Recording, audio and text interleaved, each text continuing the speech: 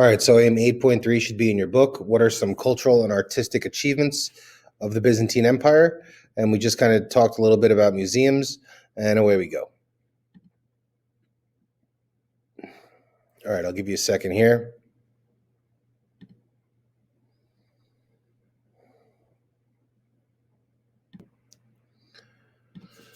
Okay, so if the Byzantine Empire is Rome 2.0, kind of sort of, they excel at a lot of the same things that the Roman Empire excelled at.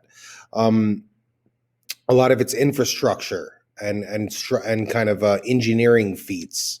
So things like roads and bridges and aqueducts and public baths and reservoirs.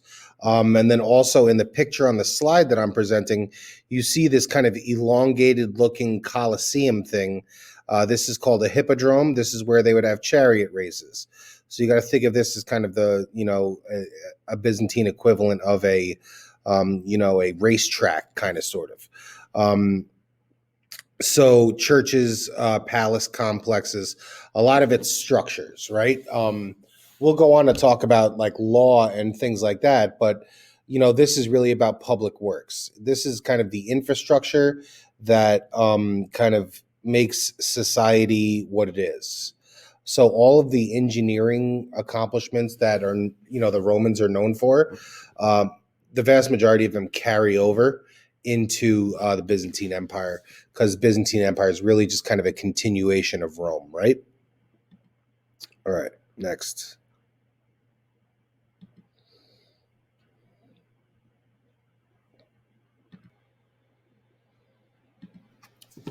All right, the Hagia Sophia is one of the most impressive and beautiful places, beautiful structures in the world.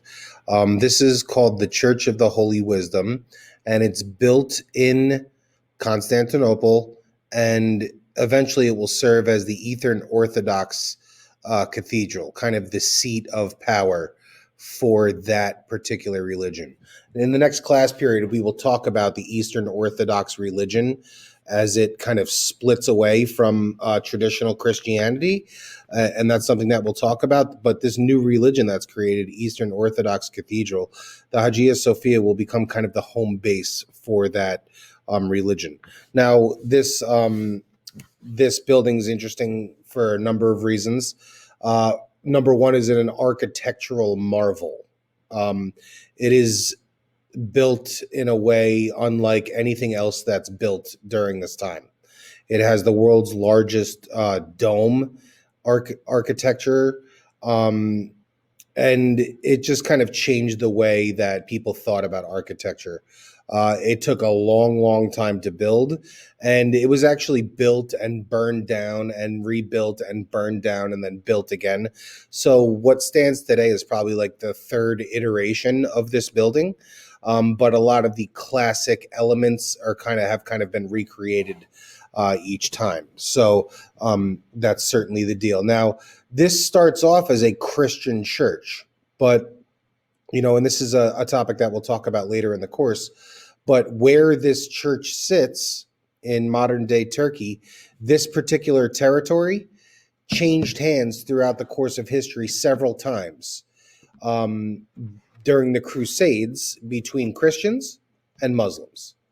So while it was under the control of Christian forces, this territory, this remained a church. And when this territory was under the control of Muslims, this became a mosque and was decorated as such. So inside this building, you will see a lot of kind of symbolism related to Christianity, and you will also see a lot of symbolism related to Islam also. So a lot of Arabic writing. You can see it on some of the edges here of the picture here on the slide, and you will get a closer look at this with the classwork. But it's got a lot of that Arabic kind of symbolism also, and that is as a result of it changing hands during the Crusades, back and forth, back and forth. So it didn't just change hands once; it's several times. So as the Christian forces during the Crusades take control, it's a church. As the Muslim forces retake control, it's a mosque, and then back and forth, back and forth, back and forth several times. So when you look inside here, it's got elements of both religions that are evident. You can see just kind of a couple more of these pictures. The exterior, obviously, very unique looking, very different from a lot of other Christian looking sculpture, or excuse me, architecture. We're used to seeing like these grand kind of Gothic cathedral style. The big churches always look that way, and this looks very, very different from that, right? So, and then you can see the interior. I mean, it's breathtaking. There's gold everywhere, and a lot of like really, really intricate, detailed kind of architecture and decoration. So, really an amazing place. Okay, last slide.